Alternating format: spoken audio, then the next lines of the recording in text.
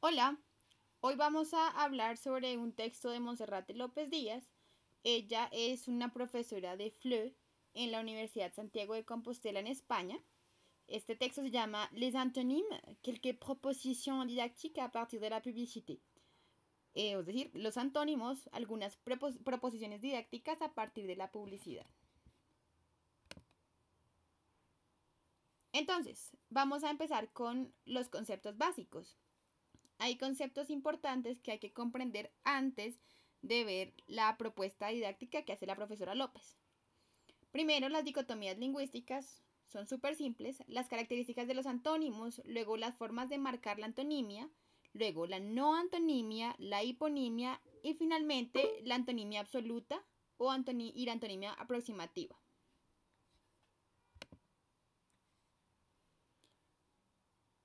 Lo primero son las dicotomías lingüísticas. Estas existen porque nosotros tenemos la tendencia a disminuir la variedad referencial a solamente binas. Generalmente lo que hacemos es polarizar la información. Entonces, por ejemplo, en esta diapositiva, cuando la palabra cerca aparece, la primera palabra que nos viene a la mente es la palabra lejos, ¿cierto? Así, una palabra se explica tan fácilmente por su antónimo como por su sinónimo, porque tendemos a polarizar las experiencias. La antonimia puede designar cualquier oposición semántica.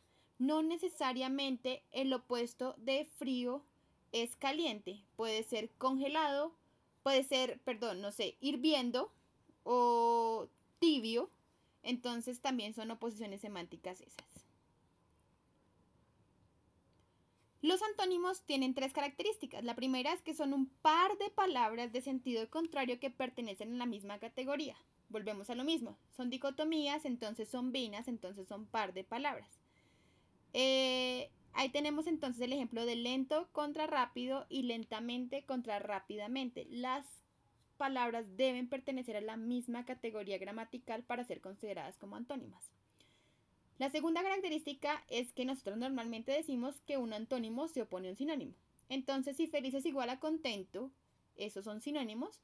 Y si feliz es diferente de triste, entonces son antónimos. La tercera característica es que estas dos palabras se oponen por solamente uno de sus componentes semánticos y el resto de los semas son idénticos. Entonces, rápido y lento se oponen en el eje, por ejemplo, solamente de la velocidad. No hay otras oposiciones. Hay tres formas entonces de marcar la antonimia. La primera es agregando un prefijo o un sufijo. La palabra que tenemos aquí es heureux, que significa en francés feliz. Entonces, cuando yo agrego el sufijo mal y la palabra termina siendo malheureux, ¿cuál sería la forma? Evidentemente, sería triste. Esta forma marca una doble relación de identidad formal y de oposición semántica. La segunda es por otro lexema. Por ejemplo, tenemos aquí grand loup et petit loup. Entonces tenemos la posición de grande y pequeño, que son la forma más fuerte de expresar la antonimia porque el lexema en sí expresa la diferencia. Ahí tenemos entonces el dibujito del zorro grande y del zorro pequeño. Finalmente tenemos por la negación. Este tipo de creación de antónimos es bien típicamente francés o francófono. Por ejemplo, lo que tenemos ahí como ejemplo es l'avion pas cher. Cher significa caro y pas es la negación en francés, entonces no caro. Es tan común esta negación para la antonimia que la palabra o la expresión pas cher deviene la palabra barato. La no antonimia. Los antónimos deben formar una oposición binaria que releve lo lingüístico. En estas oposiciones no hay lugar para las relaciones basadas en la realidad como la oposición invierno-verano. Entonces, para muchas personas, el invierno y el verano son antónimos porque hay una diferencia muy importante en términos de temperatura. Pero realmente los lexemas, los semas, no están opuestos. Todas las relaciones de antinomia conceptual o cultural no constituyen antónimos. En el semáforo, por ejemplo, rojo se opone a verde, pero estos dos colores no son antónimos. Los hipónimos, entonces tenemos aquí taburete y silla. ¿Qué es lo que pasa con estos hipónimos? Son lexemas que comparten casi todos sus semas y solamente tienen uno diferente, que es taburete sin espaldar y silla con espaldar. Pero aunque todos sus semas son idénticos y solo difieren en uno, ellos no son antónimos. Tendremos entonces dos tipos de oposición: la oposición absoluta y la oposición relativa. La oposición absoluta es cuando solo existe una oposición identificable entre los dos conceptos, como entre sí y no, ¿cierto? Y la oposición relativa es la oposición de los conceptos cuando no es simétrica. Entonces, lindo puede estar opuesto a horroroso, pero lindo también puede estar opuesto a feo y horroroso puede estar opuesto a hermoso. Hay 4 tipos de antónimos lexicales: por oposición gradual o escalar, cuando existe una escala de posibilidades entre los antónimos, por ejemplo, congelado, frío, fresco, caliente, hirviendo, en el que hirviendo es antónimo de congelado, pero caliente también puede ser antónimo de congelado. Por oposición contradictoria es cuando la acepción de un término excluye al otro. Entonces, si yo utilizo presente, este excluye inmediatamente la palabra ausente. Por oposición recíproca es cuando un término implica al otro. Entonces, padre e hijo son antónimos, pero se implican mutuamente. Y por oposición direccional, dos términos que van en sentido opuesto sin que necesariamente se excluyan o se impliquen, aunque pueden excluirse o implicarse. Entonces, ir y venir son dos verbos que están en oposición direccional de espacio. Los antónimos implican en las lenguas extranjeras eficacia en el aprendizaje del léxico.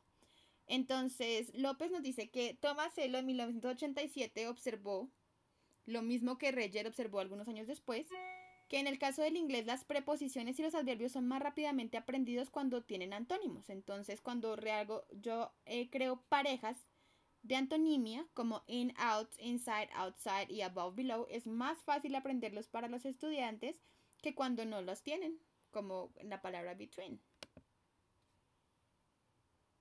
¿Qué pasa entonces en la publicidad? Los segmentos discursivos antitéticos, es decir, estos segmentos en los cuales existen oposiciones, son aprovechados por la publicidad, porque el paralelismo es una excelente idea para el aprendizaje y porque los antónimos permiten una asociación y una disociación de las ideas. En la publicidad, a través de los segmentos discursivos antitéticos, se construye un mundo con y sin el objeto. ¿Cómo sería el mundo con el Renault Clio y cómo sería sin el Renault Clio? Entonces, la primera sería la antonimia escalar, del cual no tenemos un ejemplo.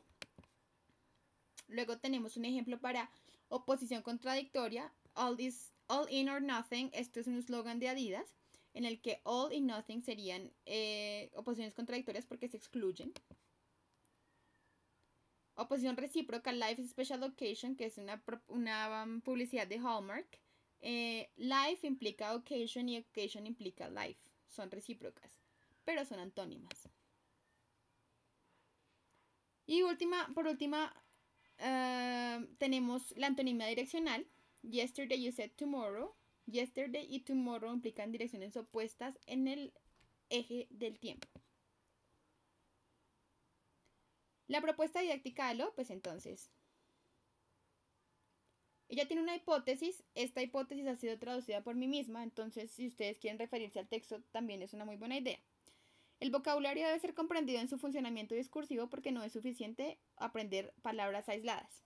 Restringirse a las oposiciones semánticas implica no solamente una enseñanza selectiva, sino también organizada y sistematizada para facilitar la integración y la memorización de un saber y un saber hacer. Es importante decir que este estudio que López hizo es del año 2011, para que sepamos más o menos en corrientes pedagógicas en dónde estamos parados, en qué enfoque de la enseñanza de las lenguas. Entonces el desarrollo que ella propuso fue, se propone a los estudiantes que fabriquen slogans con antónimos y oposiciones. Las aserciones que estos estudiantes hicieron se sostienen en las representaciones compartidas por la comunidad. Entonces hay muchas asociaciones, por ejemplo, de tipo el rosado es para las chicas, el azul es para los chicos. Como tercer punto, los enunciados se apoyan en otros que validan su existencia. Entonces, a partir de los ejemplos que les fueron dados, los estudiantes realizaron unos slogans que validaban su existencia, copiándose casi de la estructura primaria del eslogan ejemplar.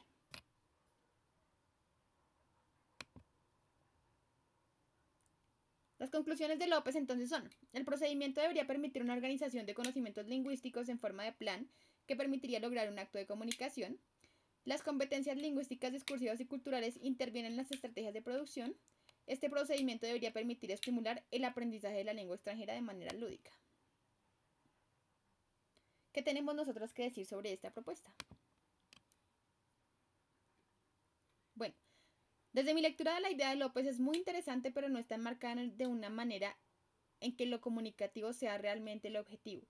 Digamos que todo el marco conceptual del trabajo de López, más la forma en la que muestra el desarrollo de la propuesta didáctica, a pesar de que ella dice que apunta hacia, digamos, objetivos comunicativos, esto no se evidencia en el texto.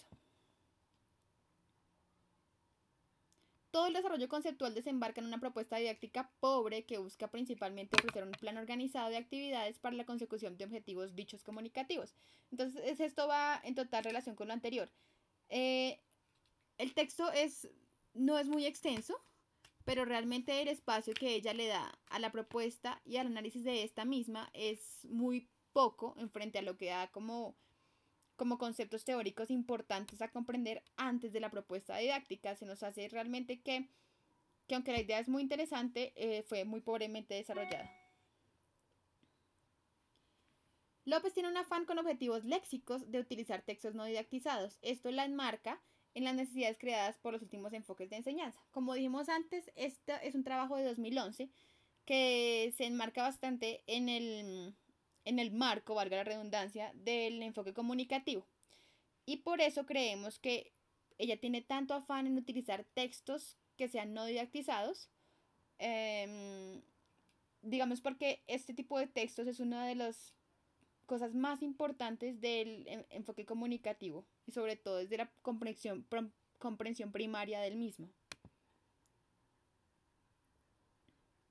Es evidente que hay un interés por crear un aprendizaje lúdico, aunque nos parece una motivación poco profunda y poco desarrollada. Ella dice que quiere crear un aprendizaje lúdico, pero digamos que el lúdico se queda un poco en pañales y no se desarrolla realmente bien. Además de que nos parece que podría ser un aspecto tangencialmente importante, pero no está bien desarrollado. Se ve claramente que el interés se queda en lo lingüístico y en el afán de querer lograr ir más allá. La autora le dio mucho más importancia a lo teórico que a lo práctico. Finalmente, podemos afirmar que esta propuesta se encuentra en un espacio de ruptura entre un enfoque léxico y un enfoque comunicativo. Vemos como la autora, digamos que intenta avanzar hacia lo comunicativo, pero todavía se queda muy en lo léxico. La propuesta busca poner uno al servicio del otro y esto parece muy válido, ya que sería necesario dejar de concebir que los enfoques anteriores al comunicativo fueron erróneos. Nos parece que realmente un enfoque léxico con objetivos comunicativos mucho mejor planificado podría ser muy bien logrado. Creemos que la descripción pobre de la propuesta didáctica nos deja con pocos elementos para comprender el rol del estudiante y así poder emplazarlo en una corriente pedagógica.